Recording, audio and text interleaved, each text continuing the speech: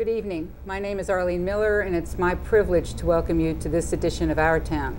My guest today is Michael Clark, the chairman of Longmeadow School Committee. Welcome. Thank you for having me. You're very welcome. Excited to be here. The reason I've invited you is because in just a little less than 2 weeks, May 7th. Yeah, 11 days. 11 days, and who's counting? I'm not counting. Yeah. Is our big annual event in Longmeadow, the annual town meeting, and Longmeadow Cable TV and myself like to do as much as we can to try to help our residents first of all, remind them to attend the annual town meeting, Yep. and second of all, to educate them as much as possible about issues related to the town meeting. And because the school committee budget is part of the town's budget, and it's a significant portion of the town's budget, Yeah. I thought it would be very appropriate to have you come and talk about that. So I'd like to start with just asking you a general question. How are things at the school? Things are going great. Good. I mean, you know, we have a brand new building that we're incredibly grateful for and excited to occupy. And I know that Dave at LCTV is getting very excited, although probably nervous because there's really no building left around the room we're sitting in right now. Yes, I'm saying we're probably one of the last interviews, hopefully, that will be done in this old original Longmeadow Cable TV Exactly. auditorium. But so the new school opened Back in February 26th. part of it. Yeah, everything that was new, the new construction opened. We're in the process of renovating the 1970s wing, and probably, as you've noticed, tearing down everything else. Yes, the school is disappearing, the old school is disappearing. But so how are things going how did the transition go from old Longmeadow High School to new Longmeadow High School in the new school? I think it went really smooth, and I think I chalked that up to Larry Birdie specifically for really having an eye on the teachers, an eye on the students, because there was a big transition. Teachers don't necessarily have their own classroom anymore. They're sharing them with another teacher. They have central study areas for the students. The teachers have their own central areas. So there's it's a different dynamic now. But standing in the entrance, watching the students come in and seeing their excitement was really amazing. Priceless. It was priceless. Yeah. It really was, and I think that they're very grateful for it, and I think that they understand exactly what it is and why they need to respect it and I think the take care of town it. is very proud of it.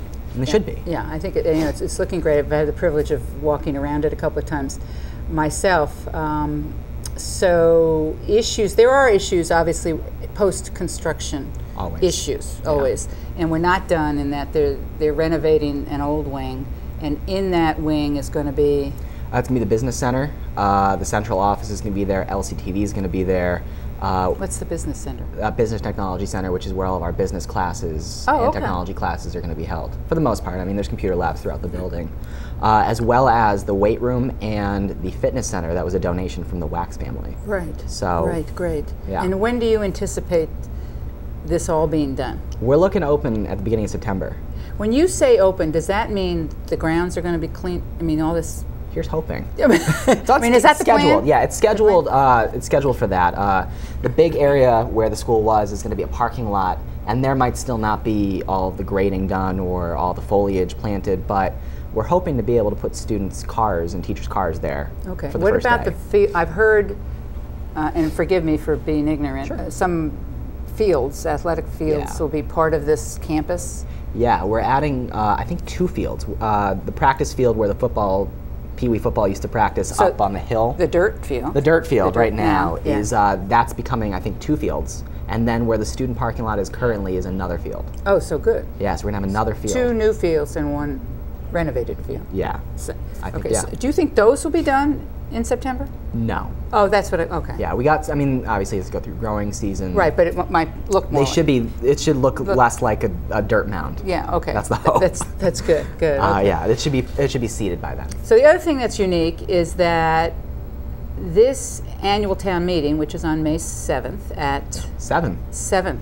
7th. Okay, 7 o'clock is going to be at the new Longmeadow High School in the new gymnasium. Yes. Now, there was a lot of discussion, I'll just say this, about doing it in the auditorium, doing it in the gymnasium, and then, oops, we have very little parking, and oops, a lot of people aren't going to even know how to get into the building. Yeah. So.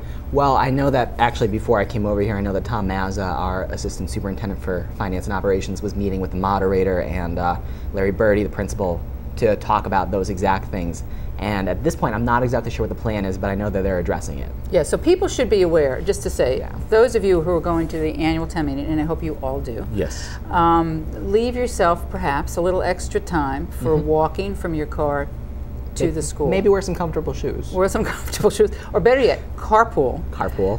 bike, walk to Yeah. that would be really wonderful if people did that. Yeah.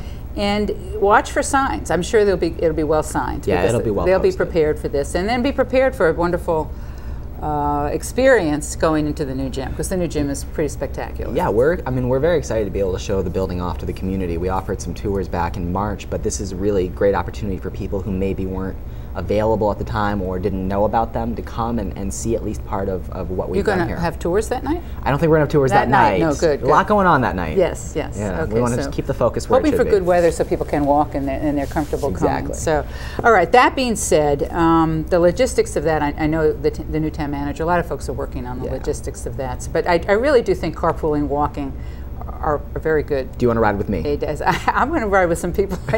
You'll probably be there. Oh, no, I'll be there really late. I'll be there early. Yeah, So. okay, good. So let's talk about the town meeting. Sure. There's a packet, the warrant, Yes. which every resident should have received. If they haven't, they have extra copies at the town hall, which is it's a booklet, a very detailed booklet about the finances essentially and issues going on in town. And it includes I call it the script, the warrant. Yeah. For the annual town meeting. Now, in this case, this town meeting has 30 issues, Yeah. 30 articles. Many of them are financially related. Yeah, there's a good chunk of them. And then there's a chunk of zoning issues, quite a few of those. Yes. There's the community preservation stuff, and there's some petition articles at the end. So one of the big reasons we have an annual town meeting is to finalize the budget. Right. And so for many months, probably almost 6 months, 5 or 6 months, Yeah. the leaders in the community, among them the school committee, the board of selectmen, the select board, and the finance committee, and have been wrestling, the town manager, superintendent of schools, have been wrestling with the financial needs. Literally been wrestling. Well, It feels like it. well, they've been discussing, bad word. It's a shadow game almost, because you don't really know what kind of revenue you're going to have, because the Right. state hasn't probably finalized its budget yet. No, I mean, this is House Budget Week right now. And they so. often don't until this point. So we're guessing about revenue. You're projecting expenses, and you're trying to make it so it fits. Yeah, pretty much, and trying to get it to jive. We kind of take what the governor's projections are for state and local aid. We take them conservatively. We know that what he's proposing probably isn't what it's going to be, but we can assume there's going to be a certain percentage of it out there. Sure. Now, in Longmeadow, because we have a charter, the charter says, and you can correct me if I'm wrong, that the budget that's proposed at the annual town meeting is the town manager's budget. Yes. Correct. And we had an interim town manager until just recently, so the interim town manager's budget, I guess, is essentially what we're looking at. And that budget includes what the town manager feels, at least, is a fair and equitable division of resources, financial resources for the general government departments as well as the school department, based on conversations, one would think. One anticipates. One would think that, yes. Between the schools and the select board. So, from your perspective, how did that process go? Well, I think having an acting town manager presented a challenge for this community, and I can't imagine, or at least my perception of how the process went on that side of the table, really was more of the select board kind of guiding him towards a budget they wanted to see. I know in past years, Robin would deliver budgets and maybe a couple different versions of them based on their instructions, based on their feedback. That's right. I didn't mention that. The finance committee is involved. There's budgetary. There's instructions. And the directive that was originally put out, the acting town manager at the time actually didn't even meet that. He brought in budgets that were well above what was asked for by the directive put out by the select board at the time. Right. So there's always there's often this tension between, oh, this is what we think we have, this is what we hope we have, this is what we have in reserves, this is what we'd like to do, this is what we should do, this is our core program. We got a lot of different people, a lot of different ideas. No, about that's how to right. do A that. lot of different tensions. The fire department wants this, the school department wants that, the DPW wants a new truck. So there's always that tension. At the end of the day, the decision is made by the town meeting. At the end of the day, absolutely. At the end of the day. So we're not at the end of the day yet. And currently, there's one budget that's written in here. That's the town manager's budget. Yeah. And so why don't you tell me your feelings about that budget from a school perspective? From a school perspective, I think that, when we were delivered the budget by the superintendent back in February, it took into account that this is obviously a very difficult year for many residents, seeing as the bonding for the high school is at its highest level. Yes, you should mention, how does that, do you understand how that works? Do I understand how the bonding works? Well, I mean, in terms of it's front-loaded. Yeah, it's front-loaded. It's a 20-year... I think it's a 25-year bond. Okay. And over the course of those, and I could be wrong about that, but over the course of those years, it progressively gets lower. Right. The percentage. This year is the highest year it will ever be. Okay. And so next year, the bonding will start to decrease, not precipitously, but decrease nonetheless. And that was a strategy used when they were deciding how to pay for the school, where some of the logic, I think, was to have the people that voted for it pay more than others, and also it might have been more advantageous from the bonding the bonding conditions we have right now are great. Good. I mean, so it's basically borrowing. So it wasn't just pennies on the dollar. How to do it. There was a plan involved. Yeah, there was a big plan involved. So that was a big part of the budget discussion then. That was a part of our budget discussion, and it was a question of, the district has a lot of priorities. Among them, the major ones are improving literacy at the elementary levels, improving numeracy or math scores, improving achievement on a whole. But more importantly, we have a great school system. We have a great school system, but we can always do better. Okay. Yeah. And we want to do better. We want our students to be achieving amongst the top in the world, and the top in the state, and they do a great job. And I don't think anybody's going to debate that. No. So, but obviously we have to align ourselves with the new standards coming from the federal government, the Common Core curriculum, and we want to be able to identify exactly what students are learning and know and how and identify how we know that's what they're learning. And so there's been a lot of involvement in the elementary level in putting a lot of money and a lot of resources towards literacy and improving literacy. So more money and more resources. Yeah, and over the last couple of years, we've made investments in literacy coaches who work directly with teachers to help them develop a more thorough and effective literacy curriculum. We've invested in book closets with our leveled readers so that students can go and read at their own level instead of kind of falling behind. And we put a lot of money into something called response to intervention, which basically is to identify those students who might be at risk of developing a learning disability and get them the support they need from an early age and prevent that later down the road. And so, a lot of the measures we've taken are cost-effective ones. They're ones that are aimed at preventing long-term costs. And so when the budget was delivered this year, it included a lot of those programs. Different, in addition, and some more so than last year. More so than last year. Okay. So, for instance, one of the things that we put in our budget this year that we approved was an increase of those literacy coaches at the elementary levels. Currently, they're each part-time. They work 0.5 of a full-time equivalent. We wanted them to have a full-time literacy specialist in each of the schools, or literacy coach. We added a transitional program at the elementary schools, I think it's going to be in Blueberry, and that's for students who are behavioral, have behavioral issues, and may actually have to go out of district, and costing us, for the students we've identified that would be in this program, roughly about $200,000. So you would save that by having a full-time person? We would save probably close to $150 based on the cost of the position. Yeah. At the high school, we are putting in a life skills program. And those are for students who also cannot really be within the regular school population. And our goal is to teach them how to do things to succeed outside of school. They may not be academically proficient, but we're teaching them the skills they need to cook, to clean, to do those things. That's saving us about $300,000. All this sounds like apple pie and the American flag. Doesn't it though? So yeah. It's great. So if you're saving all this money, why is your budget higher than it's supposed to be?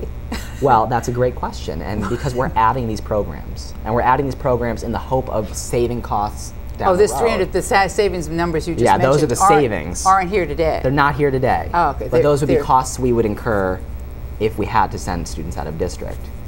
And the other thing to recognize is that last year we settled a contract with our teachers that gives them a 2% increase for this year, which that we're currently in, next year, that we're talking about now, and the following year. Yeah.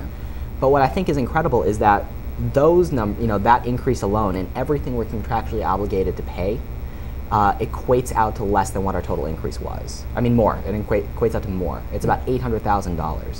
And so now we're going to town meeting and asking for a significantly lower amount than what we approved as a school committee. And what are you asking for? Well, tell us, get to the nuts and bolts. We're getting to the nuts and bolts. So, Well, that's just to be clear again. Yeah. So when the residents come to the town meeting, and what's in here Yes. is the budget that's proposed by the town manager. Now, so that's what is that what we're going to vote on? well, I think that's what we could vote on, but it's not what I intend. no, it's not what the school committee intends the town to vote on. Okay, so And so if I'm a resident and Yeah. I'm coming there and I don't know all this stuff, Right, and what if you're- am I going to see? You're going to see in this booklet a budget for the school department that increases by 0% with a reduction of $90,000. Okay. So we see that as unsustainable, and we see that as having a severe impact on our ability to do any of the things we just talked about doing, let alone, not even expanding them, but actually just continue to do them in an effective way. Okay. So we are proposing amendments on the floor of town meeting, we being the school committee, working with members of the select board who supported a compromise that we tried to work out. And right now those members are Mark Golden and Marie Angelides, who deserve some recognition for recognizing the direction the select board has taken is not a viable one. And so what we're offering the community is a compromise. Article 6 is the budget. Article 6 is the budget. It's a $57 million budget. $57 million budget. Is that about right? Yeah, you're pretty much right on the money Okay. with that. So before that, there's some money issues, but they have nothing to do with the school. So Article 6 is your first Article 6 is our first concern. And so what we're proposing to do is to increase the school line by $353,000, which is approximately half of what we actually asked for. We asked for what you would like. $706 Yeah. of what we would like. Okay. And that number was achieved through a series of negotiating sessions between myself, Jim DeRozier of the school committee, Mark Gold, and Paul Santinello. And we're holding true to what we thought was a fair compromise, and what at least Mr. Gold believes is a fair compromise as well. So we're increasing that line in the budget. Okay, so now wait a minute. Now, if I vote to increase that line, Yes. how are you going to pay for it? Well, that's a great question. And so we're going to have to amend 2 additional articles in order to balance the budget. Okay. And so Article 8 is the capital items. Right. And what we're going to be doing with Article 8 is actually taking out 2 items that the school department has requested and capital has recommended, which is the replacement of carpeting at Blueberry Hill School and Glenbrook Middle School, and paying for that out of either school choice or unexpended funds from the end of the year. And get that project and the seed money going now instead of waiting till July 1st, which is what we'd have to do if it was approved at the town meeting. Right. Which is good. Okay. So we've made 53,000. Made 53, and then we move on to Article 9. And Article 9 is a bonding project, which was not a bonding, it's a drainage project. Which large drainage project. Large drainage project on Woodside Drive that extends into the Meriwether Almost Brook. $900,000. Yeah. Am I correct? A little bit more. A little bit more, almost $1 million. Right around there. It's All right. it's in the 900 range. Right. And the proposal that was put forward by Mark Gold and Paul during these negotiating sessions was that they would shift off what the funding in that article that's being funded by the general fund, which is the money that's raised and appropriated from taxes, Right. and is part of our increase, and they would move that into the debt service line. And so the project would still occur, but it would free up money in the operating budget. Right, because they were going to borrow some anyhow. They're going to borrow $293, They were going to borrow $293. and then they're going to borrow more, so you're saying? Yes. Okay, so increase the borrowing part. And we're asking, so we're going to ask the town to borrow more in Okay, order so to how are accommodate you that. going to get all these pieces together? Well, it's what can fall apart here?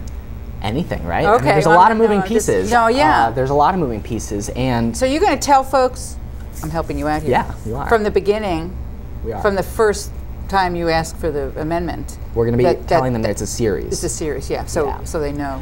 Yeah, I mean, the way that we've approached this is that we want this to be a transparent process. We vehemently disagree with the select board, and we've made it very well known And so we've gone to our legal counsel to have them review our warrant article amendments. We've spoken with the Ethics Commission and the Office of Campaign Finance to see what we're able to do as elected officials and what the district is able to do. And we are, we have those amendments set. We're going to be distributing them to residents. And we are going to be, informing them and letting them know that this is a series of amendments. And the moderator. So don't leave before Article 9. Don't leave before Article 9. Don't do it. Unless you want the town to enter the next fiscal year with an unbalanced budget, and none of us want that to happen. Right. Okay. That's good. That's good. Yeah. Okay. So your hope is to raise $353,000 additional money for the school budget, which would increase the bottom line of our total budget to about $57.5 million. Yeah. Take some of the money out of capital that you were going to get. Yeah. And pay for it out of your pocket. Essentially, we're taking a hit on that one. We have money that could be used as a turnback. Yeah, what's that looking like? It's not a lot. It's only about 150 to 170 this year. We're still trying to pinpoint it. Okay. But it's a lot less. Last year we had close to $900,000 that we did not use. We gave the town. We turned back close to $650,000. Well, that's good. So if you didn't use it, that's a good thing to do. We used some on curriculum materials, and then we turned back the rest. Yeah. So okay, so less. So that's less. And then so Article 9 is the one that's going to be hard for people to understand. It's going to be the one they that's just hard have for to people. trust the process. And I think what's important to recognize is that the school committee and the coalition of people organizing around helping to get these amendments passed are not proposing to increase taxes any more than this budget already calls for. That's important to We're simply just changing the allocation within the budget. This isn't an override.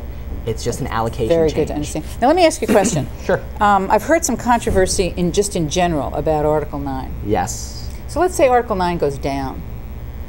Well, then we don't have to worry about bonding, right? How does that help you? Well, it helps us. You're okay if We're it goes down. I think it doesn't really impact the it doesn't. fund. What it does. Let's brainstorm this. Is it releases almost $1 million? Well, it does and it doesn't, because what it does is it prevents the town from bonding that $600,000. We wouldn't have to go out and bond that money, and it would keep the money that is being taken out of that employee benefit stabilization fund in that fund. Correct, but then it releases more money than you would need, enough money to fulfill your need. Well, but how do you get it if this goes down? You better think about that. Well, we've already gotten it. That's right. You got it in. By you got it in Article 6. That's okay. You got it in 6. You got some of it here. Yeah. So if that goes down, basically okay. What it means is that we didn't raise taxes by $8,000. There's an $8,000 left over that we didn't increase the full 2.5%. There's $8,000 below the levy limit, is what that basically means. No, it does more than that. If this is $1 million, then you're still taking $300,000 out. But don't forget, there's already money that's coming from a stabilization fund, and there's money that's being bonded. And right. so the general fund portion, that's right. The bond part would just go away. That's right. Exactly. So we're just looking at whatever the general fund contribution was. Okay, you're right. Great. Okay. So it doesn't hurt you if it goes down. Doesn't hurt me, but it would probably hurt a couple residents on Woodside Drive. Well, that's a different issue. And that is, and I can only hope that they get their neighbors out. Maybe there's a better way to fix it. There could be. I mean, it's not my place to say. That's right. That's right. But anything else on this? As I say, I just did a quick look at it. There's a lot of DPW kind of stuff, but that's not your purview. A lot of DPW. There's the community preservation stuff, and the schools have some issues. We do have some you might want stuff. to mention absolutely, particularly one of those that the Finance Committee does not recommend. Which is surprising to me. We have 2 articles that we've asked the Community Preservation Commission to support. One is the replacement of the playscape itself at Center School. Right. Playscape is 15 years old. It's falling apart. It's not useful. It's safe, but it's not. It's really kind of just the structure now, and it's not engaging for students. And the Finance Committee thankfully recommended that. Well, we should back up just 1 second. Community Preservation has the ability to use its pot of money, some of which comes from the state, some of which comes from a surcharge on taxes, to do open space, housing, historic preservation, and now recreation. So this is the first year we've been able to do recreation, and you guys put in for some improvements at Center School. And the one you just mentioned is for about $60,000, I think. Yeah, I don't give see or the take a bottom few line. dollars. Is that not the right one? Yeah, $60,000. Yeah, that's exactly what it's for. for that portion of it. Yes. So there's a second one. There's a second one, which is for the field that's adjacent. 27,500. Yeah, it's 27,500, and that's for the field that's adjacent to the playscape. And 15 years ago, when the construction at Center School was occurring, that's where all of the dirt went that they used to dig up where the library currently is. And what they did is they cleared it, they packed it, and they threw some quick growing grass But it on wasn't just dirt. It wasn't just dirt, though. That's the thing. Is they There threw was some all the debris from that construction into that site, and people don't understand. What I've heard is that the Finance Committee has not recommended it because they can't understand if grass isn't growing there now, why is it going to grow there after we do this project? And you know what? That's a question that the Community Preservation Commission had, and thankfully afforded us the opportunity to, further elaborate on twice. The Select Board had the same question. Even I had the same question. And the truth is that there have been attempts in the past to try to grow grass on that section. But what we currently have is an area of land that has roof shingles, concrete, glass. Right, nobody could grow grass on it. You can't grow grass on it. And so what we're proposing to do is to till it out 8 inches. Go down 8 inches, down 8 inches, clean out all that stuff, all clean that it all garbage, out, essentially. fill it in with topsoil and loam, and really overseed it, put a new irrigation system in, because there was one 10 years ago that was that's now in disrepair. It's not connected anymore. Right. And to try to grow grass, we have commitments from the principal at Center School to keep students off, to allow the grass to grow, and we feel that this is going to be a successful endeavor. Right. And I think it's a great project. It is. I hope you'll speak to more it green space at the town meeting. So then we go on to a bunch of zoning things which require 2/3 of a vote. Yes. And hopefully not too long on these ones, because I think everybody's on the same page now with the planning board and the I don't know. zoning There's a board. whole bunch of them. I don't even understand them all. But it's not just the fence. It's more than. Oh, it's more than I haven't looked There's through a them. whole bunch of them. Oh, yeah. And then there's a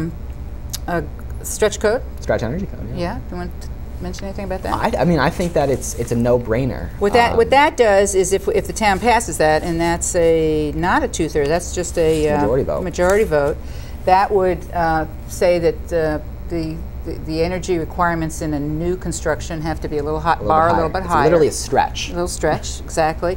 But if the town adopts that, it allows us to become a green community. And that means? It means we get a little bit of money from the state, but it also means that we're designated as a community that focuses on environmentalism. Sure, but we do get some money, and it's not insignificant. It's not insignificant. It's 175 or 130 the first year, and there's a big pot of money to go after. So I think it's a no-brainer. Then there's fluoride. And then there's fluoride. There's always fluoride. Isn't there always fluoride? To just so people know they hang around long enough. Stick they around get to vote on fluoride again about 10th time. I think. Well, this time they're putting it to a vote. We did that already. Oh, did we? Oh, yeah. Okay. You might have been too young to vote. I might have been too young to vote. I feel like that's usually the case. But now it's we already did that. We put it on the ballot and went down. Very quickly. Yeah. And anyhow, it's back. So. Well, luckily it's the last article, so we can all moan and groan for a few minutes and then get out of there. Well, listen, I want to thank you very much. I've been given the high sign over here about our time constraint, but thank you very much for taking the time to come in. Thanks for having me on. I love coming to LCTV and being on your show. And explaining this. And we again encourage our listeners to go to the annual town meeting on May 7th at 7 o'clock. 7 o'clock. At the Longmeadow High School, the new Longmeadow High School in the gymnasium. That's a reason to come alone. Just to be here. Just be here. And come to high school. And be a part of this decision. I mean, this is these articles and these decisions that we're making at the annual town meeting affect all of us in the community. And no matter what your opinion, how you decide to vote, at least participate, and then you can at least say you raised your hand and you participated. Absolutely. and that's great. What better form of democracy is there than a town meeting? Oh, you it's get to the purest. Directly represent yourself. It's the purest. Well, good luck to you at the town meeting. Thank you very much. And we need it. Come on out. Come on out, everybody. I'll be there. Everybody, come on out. And thank you to our listeners, and good night.